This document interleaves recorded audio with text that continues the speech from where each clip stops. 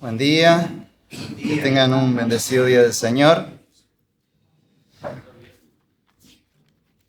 Hace unos 11 años estaba con un grupo de amigos, la mayoría creyentes, nos juntábamos a compartir de la palabra, a estudiar la palabra de Dios y muchas personas, amigos de la facultad, venían a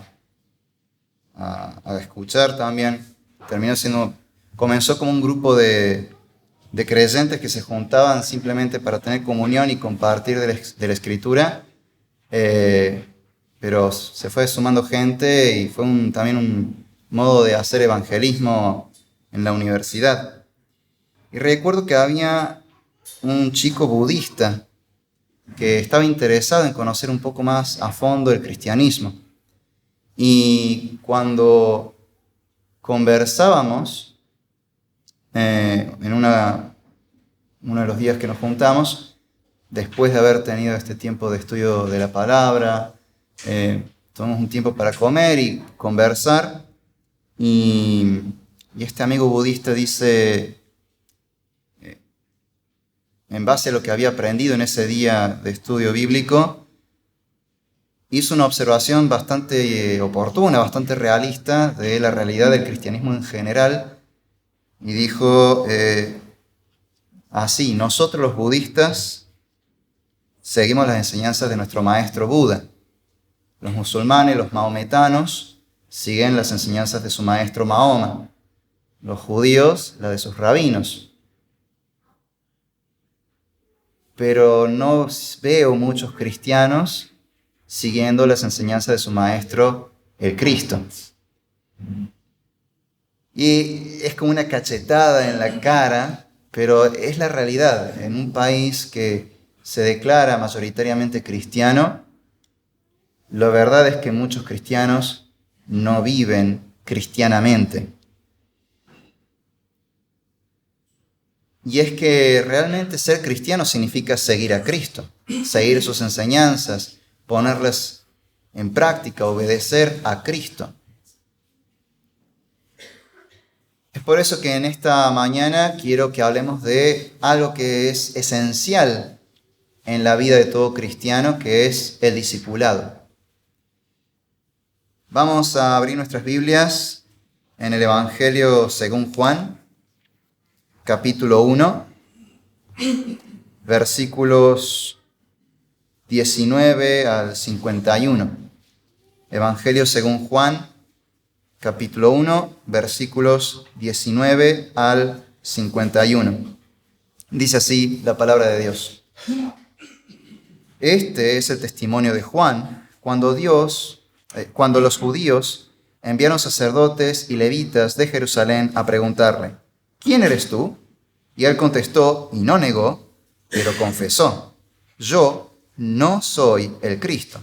¿Entonces qué?, le preguntaron. ¿Eres Elías? Y dijo: no lo soy. ¿Eres el profeta? No, respondió Juan. Entonces le preguntaron: ¿quién eres? Ya que tenemos que dar respuesta a los que nos enviaron. ¿Qué dices de ti mismo? Juan le respondió: yo soy la voz del que clama en el desierto.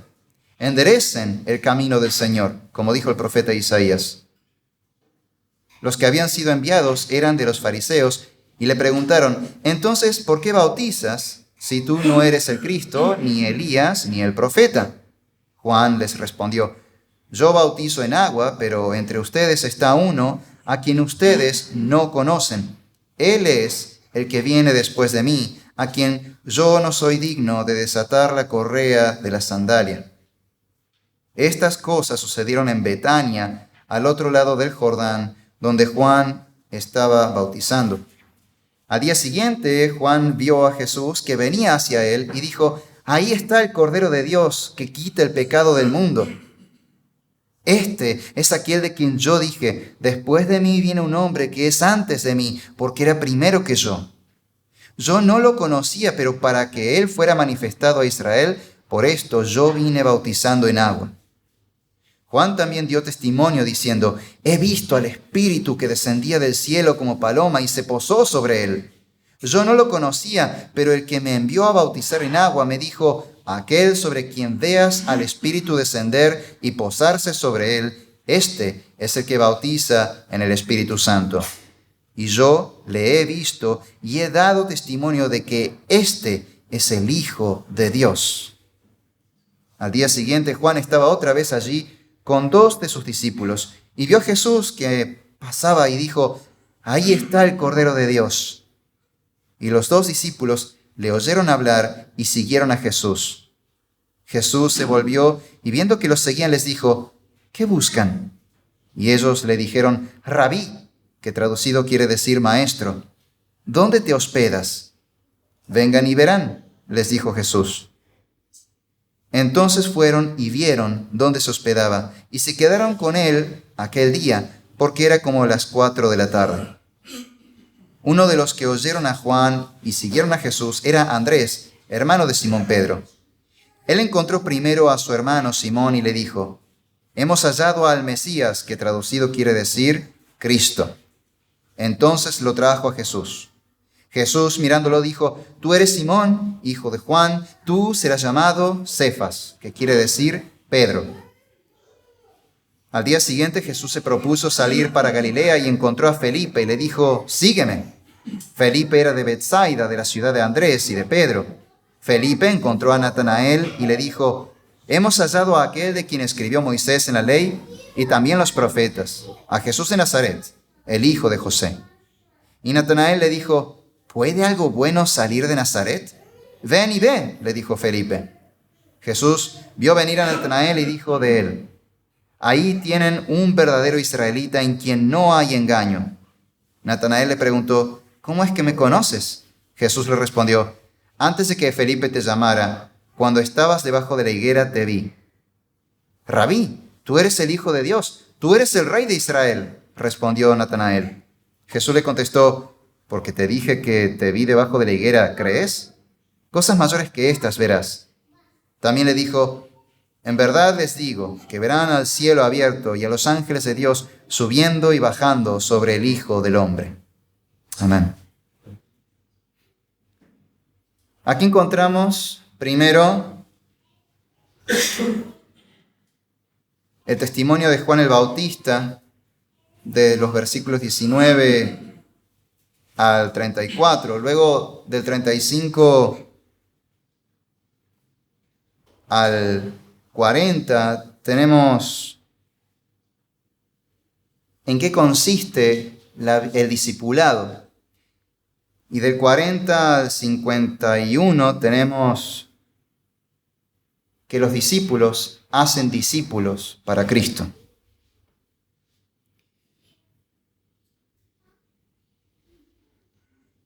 Y un hilo conductor en estas 3 partes del pasaje es el testimonio. Algo que podemos ver en el testimonio de Juan el Bautista y de los primeros discípulos de Cristo es que ellos testifican acerca de Cristo. El testimonio es cristocéntrico. Y esto es clave. El Evangelio de Juan comienza hablándonos de el Verbo divino, la palabra de Dios que da vida y que es la luz que alumbra a todo hombre. Y ese mismo Verbo divino encarnado llega con un heraldo, un mensajero que camina delante de él y lo va anunciando, preparando su llegada. El Evangelio de Juan lo presenta como el testigo de la luz y se refiere a Juan el Bautista. Por ejemplo, en este capítulo 1, en el versículo 6 hasta el 8, dice: vino al mundo un hombre enviado por Dios, cuyo nombre era Juan. Este vino como testigo para testificar de la luz, a fin de que todos creyeran por medio de él. No era él la luz, sino que vino para dar testimonio de la luz. Y es lo que vemos en el testimonio de Juan y también en los primeros discípulos de Cristo. Ellos dan testimonio de Cristo. Nuestro testimonio debe ser cristocéntrico, debe centrarse en Cristo. No es acerca de nosotros, es acerca de Cristo.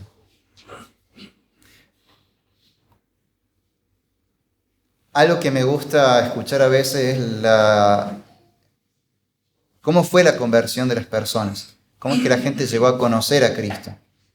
Cómo es que la gente llegó a tener vida en Cristo y a morir al pecado. Básicamente me gusta escuchar su testimonio. Pero a veces pasa que no es tan fácil dar el testimonio. Y a veces pasa que uno escucha gente que testifica y el testificar consiste básicamente en hablar de cómo era su vida antes de venir a la iglesia y cómo es su vida ahora, pero en ningún momento se habla de lo que pasa en el medio, el centro y lo importante de todo, que es Cristo. Me ha pasado de escuchar gente que dé testimonio delante de la iglesia diciendo: yo antes era un borracho, un adúltero, un drogadicto y había perdido el trabajo y estaba perdiendo dinero en las apuestas y me ponía a pelear con la gente y estaba endeudado y un montón de pecados, y básicamente conoces todo su prontuario y que estuve preso, después salí libre, después volví a estar preso, volví a salir libre, toda su historia, hasta que de alguna forma llegan a la iglesia y después, y ahora estoy bien, estoy sano, no me drogo, estoy felizmente casado, soy un buen esposo, un buen padre, trabajo honestamente, me pude comprar el auto y bueno, genial, buenísimo. Pero ¿qué pasó en el medio? ¿Cómo es que de toda esa basura de tu vida antes, ahora pasaste todo esto? ¿Qué pasó en el medio? Vine a la iglesia,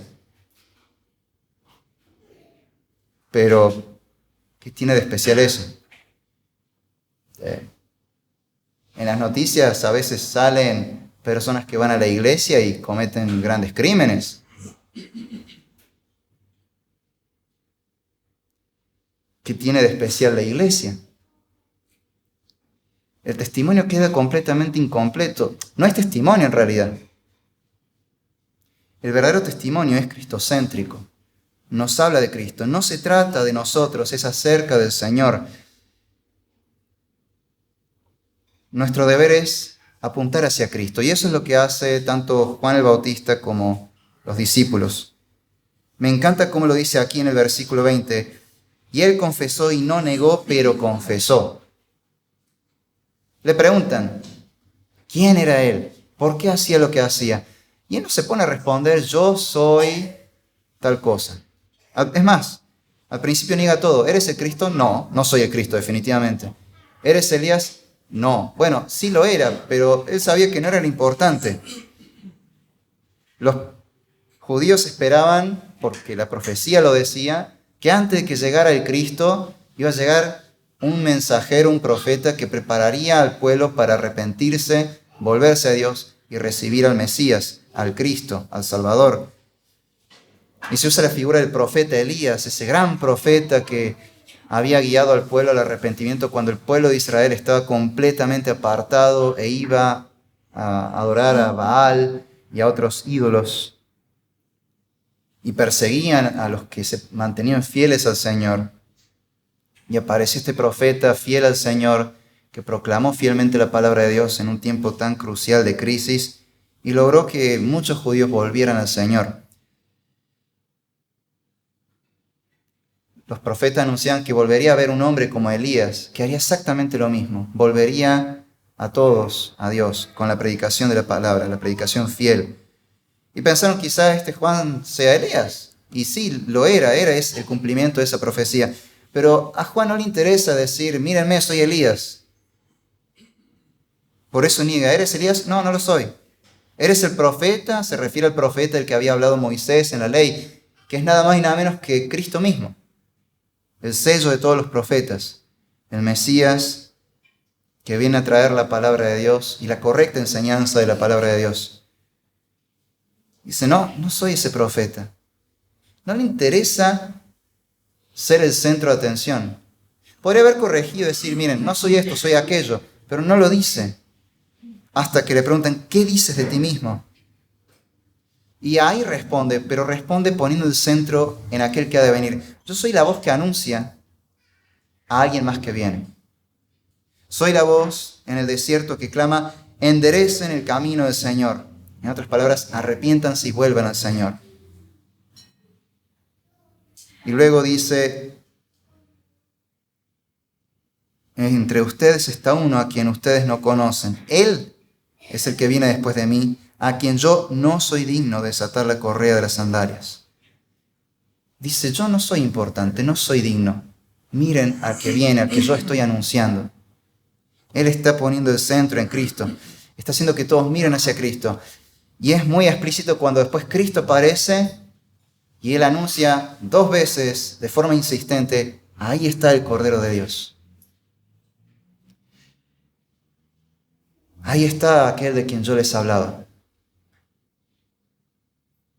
Él apunta hacia Cristo para que todos sigan a Cristo. Su testimonio es cristocéntrico.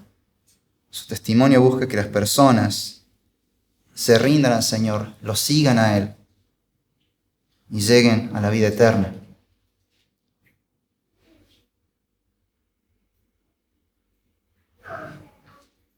Es más, en cierto momento cuando Jesús empieza a tener más discípulos, se arma una especie de rivalidad entre los discípulos de Juan porque dicen, che, Jesús del que él habló, nuestro maestro habló, es más importante, más famoso, tiene más discípulos ahora. Y llegan a hablar este asunto con el mismo Juan.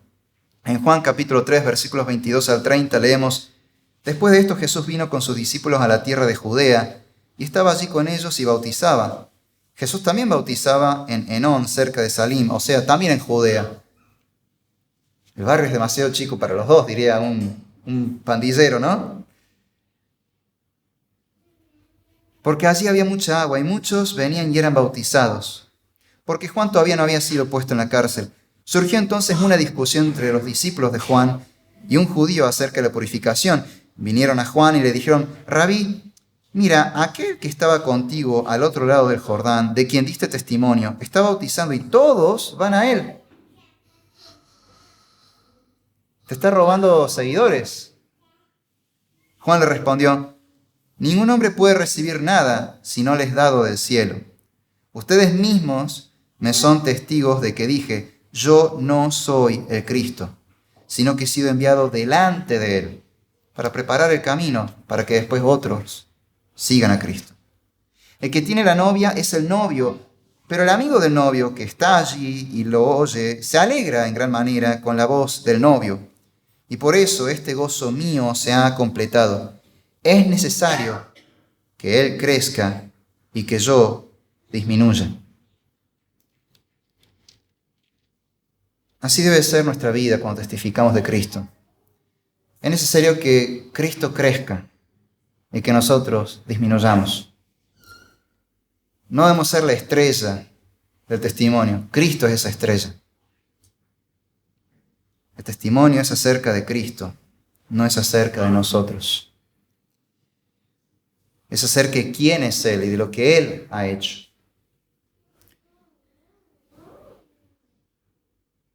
¿Qué es un Cristo? ¿Quién es el Cristo? ¿Quién es este Jesús? ¿Qué significa esta palabra Cristo, Mesías? ¿Qué implica? Era el título que recibían los que eran ungidos para una tarea especial. La primera vez que se menciona un Mesías, un ungido, es en la ley de Moisés, cuando se habla del sumo sacerdote Aarón, el primer sumo sacerdote del pueblo de Israel. Él había sido ungido con un aceite especial, preparado para esa ceremonia, para ser consagrado como sumo sacerdote del pueblo de Israel y así poder ejercer legítima y legalmente como sacerdote de Israel, como sacerdote de Dios. Es la primera vez que se menciona a un ungido. Pero más adelante aparece otro ungido, el rey. Dios envía a un profeta para que unja con este mismo aceite a alguien para ser consagrado para reinar sobre Israel en el nombre de Dios y para la gloria de Dios. Y es así como de pronto todos los reyes de Israel eran consagrados a su reinado, coronados diríamos hoy, con este aceite, eran ungidos. Era su ceremonia de coronación. Y ellos debían reinar según la ley de Dios para dirigir al pueblo conforme a la voluntad de Dios. Reinar con justicia, todo conforme a la palabra de Dios. Claro, no siempre fue así, no todos los reyes fueron temerosos de Dios. Y cuando el reino de Israel empezó a dividirse y a entrar en crisis, no solo política, sino también espiritual, y la sociedad empezó a entrar en crisis moral, los profetas de Dios llamaban al pueblo al arrepentimiento y decían un mensaje de esperanza. Va a haber un Salvador, va a haber un rey, descendiente del rey David, un heredero al trono, que sí va a ser un buen rey, un rey conforme al corazón de Dios. Ese era este rey ungido, el Mesías que todo Israel estaba esperando. Mesías, o en griego, Cristo. Y Jesús es ese descendiente. Ahora el pueblo esperaba que este Mesías trajera liberación política, que librara al pueblo de Israel de la opresión de los romanos. Y él en realidad viene a traer liberación de una opresión mucho mayor, de un enemigo y opresor mucho más grande que un dictador o un político corrupto. Cristo viene a librarnos de la esclavitud del pecado. Ese dictador, ese opresor que nos domina a todos nosotros. Porque lo cierto es que todos nosotros somos esclavos del pecado. Ninguno puede dominar su propia inclinación al pecado. Todos podemos decir que nadie es perfecto y eso no es una excusa, es una declaración de culpabilidad.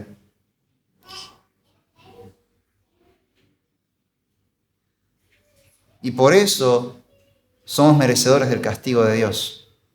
Pero por esa misma razón también somos los más necesitados de su misericordia. Y Dios, que es misericordioso, que es amor, ha derramado su gracia sobreabundante sobre nosotros y nos ha enviado a este Salvador. Y lo ha anunciado por medio de estos profetas y estos mensajeros que proclamaban su llegada, comenzando con Juan el Bautista, pero continuando con los demás discípulos de Jesús, incluyéndonos a nosotros los cristianos.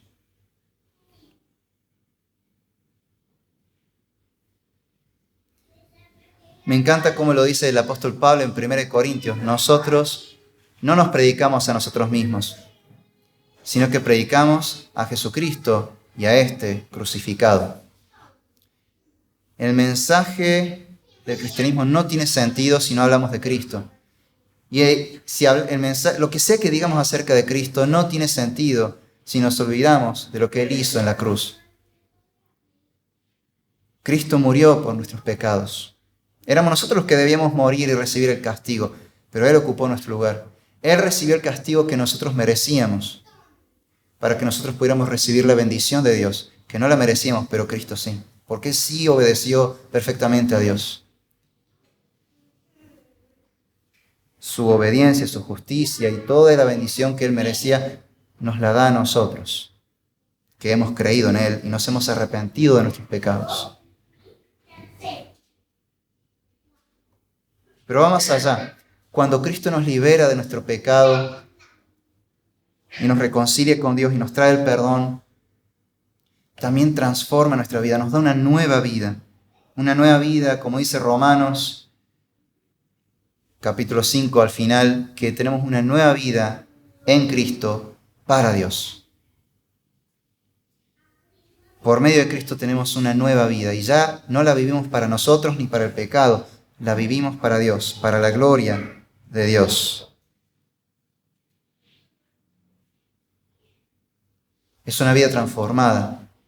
Y eso vemos en el encuentro de cada uno de los primeros discípulos con Jesús, particularmente con Pedro. Cuando Simón conoce a Cristo, Cristo le dice: tú eres Simón, pero ahora te voy a llamar Pedro. Un cambio de nombre, es un cambio de vida, un cambio de identidad. Su nueva identidad en Cristo es la de un hombre cuya vida está construida, cimentada sobre la roca que es Cristo. Pedro, justamente, o Cefas, como se dice en hebreo, significa roca. Y es la idea de que Pedro sería una vida un testigo cuya vida misma daría testimonio vivo de Cristo, que es nuestra verdadera roca. Es más, Pedro en su primera epístola utiliza de vuelta esta imagen cuando dice que todos nosotros los cristianos somos rocas con las que se construye el templo de Dios, rocas vivas, que están construidas sobre la roca, la piedra angular que es Cristo. Roca que quebranta al pecador para que se arrepiente y se vuelva a Dios, o lo pulveriza, lo aplasta, si se rebela contra el Señor y no se humilla de corazón.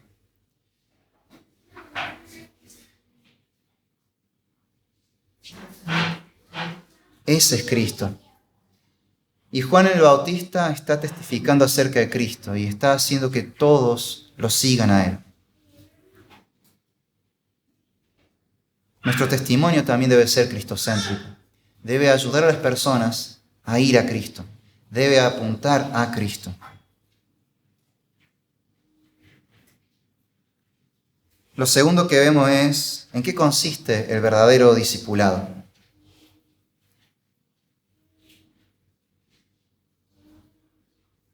De los versículos 35 al 39, 40, vemos a los primeros en seguir a Jesús.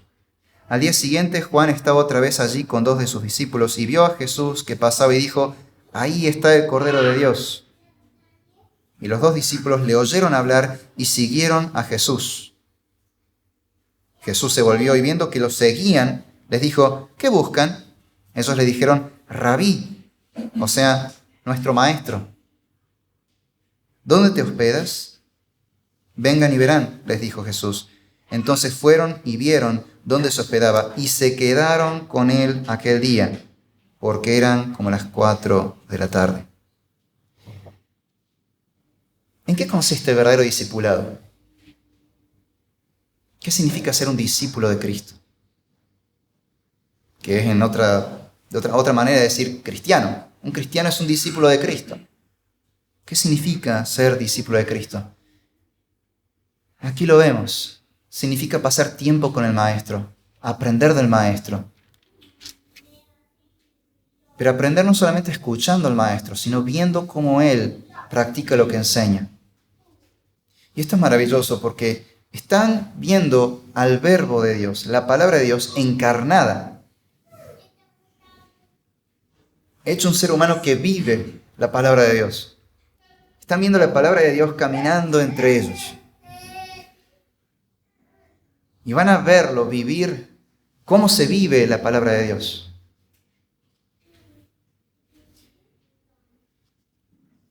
Entre el pueblo judío, sobre todo en aquel entonces, pero aún hoy es muy normal, muy común, que cuando uno decide ser discípulo de un rabino, pase todo el tiempo que pueda con ese rabino, para verlo y escucharlo.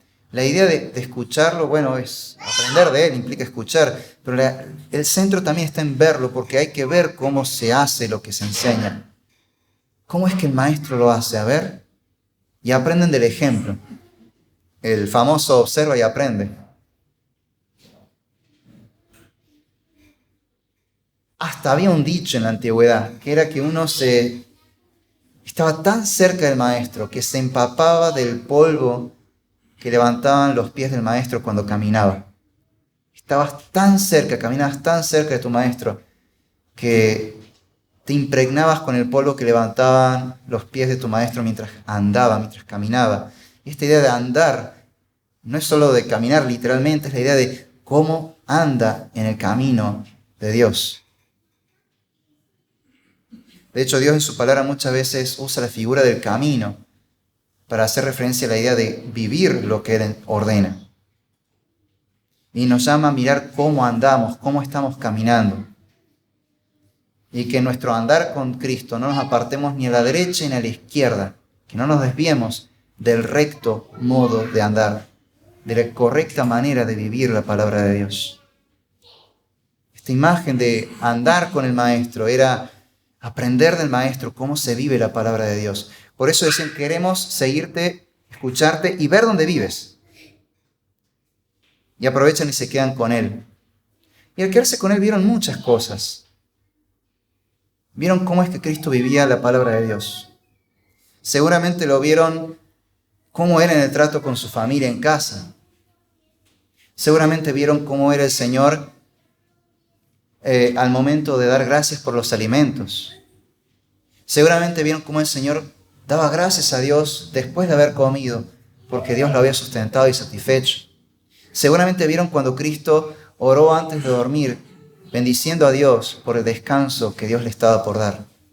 Seguramente al amanecer vieron cómo Cristo se levantó al alba para orar al Señor, buscando la guía del Padre antes de empezar el día. Seguramente vieron cómo el Señor oraba antes de emprender cualquier tarea. Y lo vieron cómo trabajaba con excelencia y cómo servía a los demás. Y cómo vivía todo lo que Él predicaba. Veían que no era un hipócrita, sino que vivía lo que enseñaba. Pero también vieron cómo se ponía en práctica. Cosas que a veces son difíciles de entender, se aclaraban cuando veíamos al Maestro obedecer la palabra de Dios, aplicarla.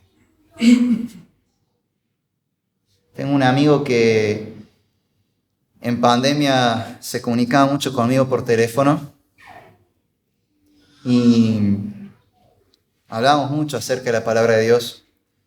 Y una pregunta que él siempre me hacía, y que estaba buena esta pregunta, es: ¿y cómo se hace? ¿Saben? Creo que jamás en mi vida me sentí tan desafiado por alguien, porque es una pregunta difícil de responder, pero al mismo tiempo sentí tanto gozo, porque lo mejor que puede pasar es que alguien escuche la palabra de Dios y después te diga: bien, quiero hacerlo, pero ¿cómo se hace? Quiero ver cómo se hace. Y esto va más allá de simplemente imitar un método.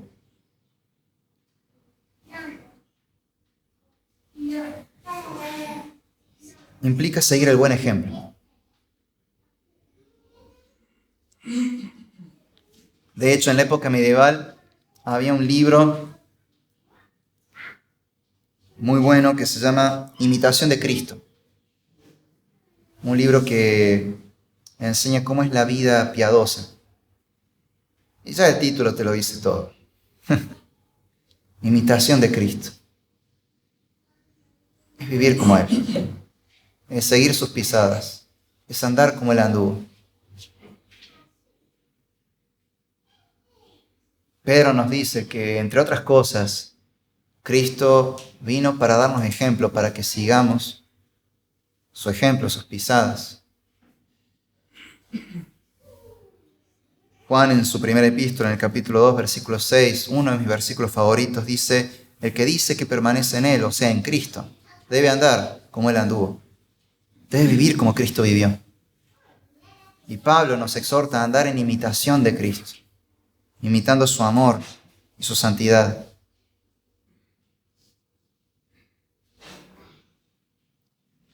El verdadero discipulado consiste en ver al Maestro viviendo la palabra que está predicando. Y eso nos debe plantear un desafío, porque de pronto todo creyente debe hacer esto mismo: imitar a Cristo y ser ejemplo a los demás creyentes. De que todo lo que predicamos de que todo lo que decimos acerca de Dios, de su palabra, lo debemos estar viviendo. Debemos ser un ejemplo. Se suele atribuir a San Francisco de Asís una frase que en realidad no se sabe si es realmente de él. En todo caso, quizás resume lo que él enseñaba, que es: predica el Evangelio siempre y a veces, si es necesario, habla. Es una frase que, entendida correctamente, está buena. Lamentablemente muchos la han usado mal y hay gente que directamente no predica el Evangelio porque total hay que vivir el Evangelio. Entonces, predico el Evangelio con la vida y de vez en cuando, si hace falta, hablo. Y al final no predican nunca, nunca hablan. En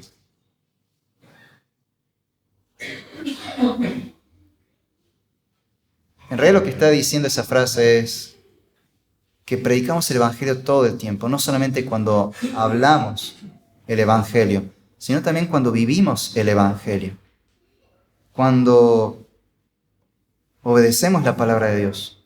Y el Evangelio sobre todo trata de la gracia de Dios revelada en Cristo. Hay un artículo escrito por reformados haciendo un llamado de atención a los que están empezando a conocer las doctrinas de la gracia, que están empezando a conocer lo que es la reforma y el evangelio bíblico. Y el artículo se titula algo así como Jóvenes calvinistas inquietos y enojados. Y trata sobre la conclusión, básicamente es: predican de las doctrinas de la gracia, pero no muestran en sus vidas gracia para con los demás. Eso no debe pasar. El Evangelio nos revela la gracia de Dios en Jesucristo. Debemos hablar ese mensaje y debemos vivir ese mensaje, esa misma gracia. Tener gracia para con los demás, tener misericordia y compasión con los demás, aunque no lo merezcan, por el simple hecho de que nosotros tampoco lo merecemos. Y aún así, Dios se compadeció de nosotros y nos salvó. Lo que hemos recibido por gracia, démoslo por gracia. Si hemos sido perdonados y recibido la gracia de Dios, mostremos la misma gracia con los demás. Un verdadero discípulo de Cristo vive como Cristo, y Cristo tuvo gracia de nosotros.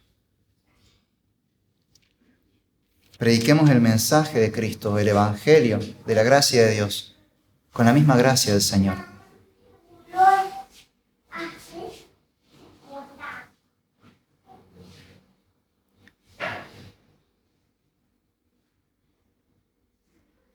Por último, vemos del versículo 40 al 51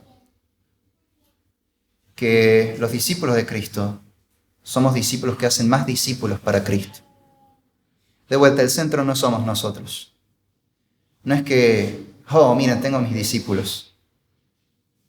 De hecho, ese era un problema en la iglesia de Corinto. Yo soy discípulo de Pedro, yo soy discípulo de Pablo, yo soy discípulo de Apolos. No, yo soy discípulo de Cristo, más fácil. Ese entendió la cuestión.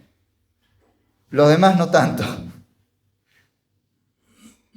Somos todos discípulos de Cristo, que hacemos más discípulos para Cristo.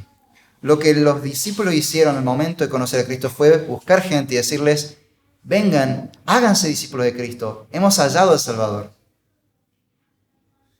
Al igual que Juan, su testimonio apuntaba hacia Cristo para que la gente siguiera a Cristo, porque Cristo es el centro, no nosotros. Andrés buscó a Simón, su hermano. Simón fue transformado por Cristo. Y hoy lo conocemos como Pedro, el apóstol. Otro discípulo, Felipe, cuando recibió el llamado de Jesús, fue y buscó a Natanael. Y le dijo: encontramos a Cristo del que hablan los profetas. Y ante el escepticismo de Natanael, le dice: ven y mira. Ese ven y mira hay que entenderlo bien. No significa, bueno, vení, probá el cristianismo. Si te cierra, genial. Si no te cierra, bueno, sos libre de irte. El ven y mira en realidad quiere decir, vení y comprobá con tus propios ojos que lo que te estoy diciendo es cierto. Realmente encontré a Cristo. Tenés que verlo con tus ojos. Ven y mira. Lo lleva ante Cristo, que lo conozcan.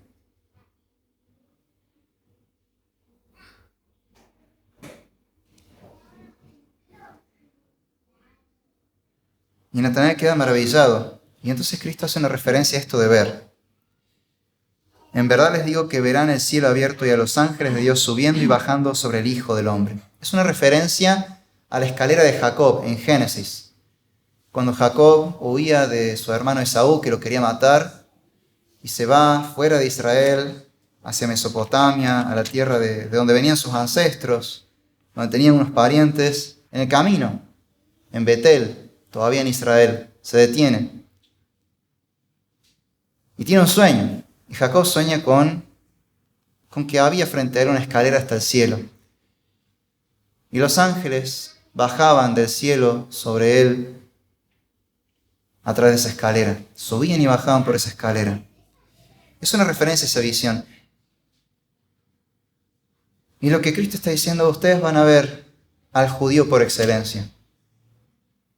Al verdadero israelita, el que cumple con toda la ley de Dios.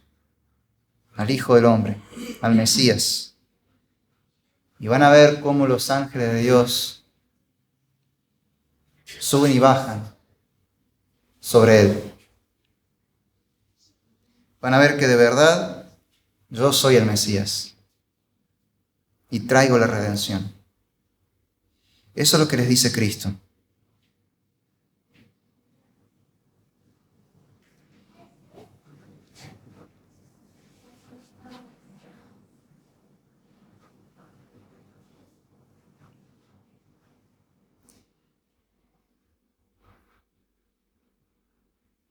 Somos discípulos que hacen discípulos para Cristo. Nuestro testimonio debe ser un testimonio acerca de Cristo. Debemos vivir como el Maestro Jesucristo, nuestro Salvador, Dios hecho carne, la palabra de Dios hecha carne, la palabra viva que nos alumbra. Y con nuestro ejemplo de vida, al discipular a otros, debemos hacer exactamente lo mismo que hizo Cristo con nosotros. Que la gente por medio nuestro no solamente vea cómo se vive la palabra de Dios, no solamente escuche el Evangelio de Cristo, sino que también vean un reflejo de Cristo en nosotros. Que la gente cuando nos vea y nos escuche, en realidad esté viendo y escuchando a Cristo. Y que no seamos un obstáculo al Evangelio. El gran predicador y evangelista D.L. Moody decía, un hombre debe vivir de modo que todos sepan que es cristiano, y sobre todo su familia debe saberlo. La idea es que todos sepan, miren, ese hombre es un verdadero cristiano. Ese hombre realmente vive como Cristo. Ese hombre realmente ha sido transformado por Cristo. Es parecido a lo que Cristo dice de Natanael. He aquí un verdadero israelita en quien no hay engaño. Este judío de verdad teme a Dios. De verdad espera la redención. Y la acaba de ver. Ahora, qué maravilloso que Cristo da ese testimonio de un creyente. Aquí tienen a un verdadero creyente. Un verdadero israelita en quien no hay engaño, que de verdad teme a Dios y le obedece. Qué lindo sería saber que Cristo a los otros les dice acerca de nosotros. Ahí tiene un verdadero cristiano. Uno que de verdad es mi discípulo y que de verdad anda en imitación de Cristo. Preguntémonos, ¿qué tanto estamos imitando a Cristo? ¿Qué tanto nuestro testimonio testifica acerca de Cristo?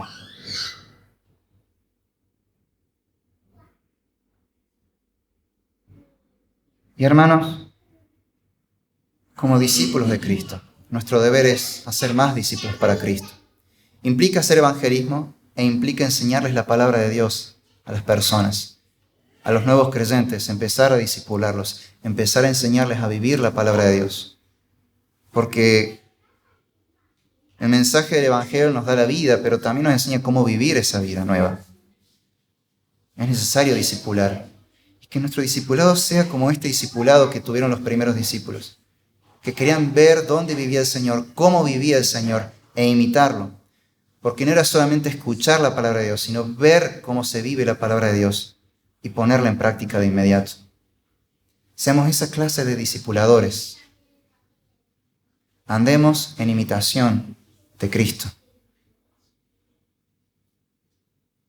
Seamos discípulos que hacen que otros también sigan a Cristo y se vuelvan discípulos de Cristo.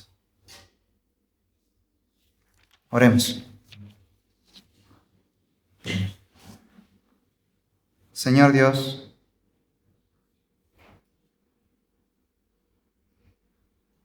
gracias por tu palabra. Gracias por la misericordia que nos has tenido al venir a buscarnos, al venir a salvarnos por medio de Cristo. Padre, te damos gracias por aquellas personas que has puesto en nuestras vidas que alguna vez nos hablaron de Cristo, que nos invitaron a la iglesia, que nos explicaron el Evangelio, que nos han discipulado. Señor, que entendamos que ser cristiano significa ser un discípulo de Cristo. Que entendamos cómo se es un discípulo de Cristo, en qué consiste este verdadero discipulado, que es imitar a Cristo. Y que seamos discípulos que hacen más discípulos para Cristo. Señor, danos la fuerza, el poder, la santidad para andar en imitación de Cristo. Que seamos cada vez como Él. Santifícanos, moldéanos para que seamos cada vez más como nuestro Señor. Y que cuando la gente nos escuche y nos vea, en realidad esté viendo a Cristo. Señor, que como pensaba Juan el Bautista, que nosotros disminuyamos y que Cristo crezca en nosotros. Y que toda nuestra vida se centre en testificar de Cristo para que otros lo sigan a Él, para que otros lleguen al conocimiento de la verdad y tengan perdón de pecados y vida eterna. En tus manos nos ponemos, Señor, que como iglesia seamos una iglesia de discípulos que hacen discípulos. En tu nombre te lo pedimos para tu gloria, por Jesucristo nuestro Señor. Amén. Gracias y paz.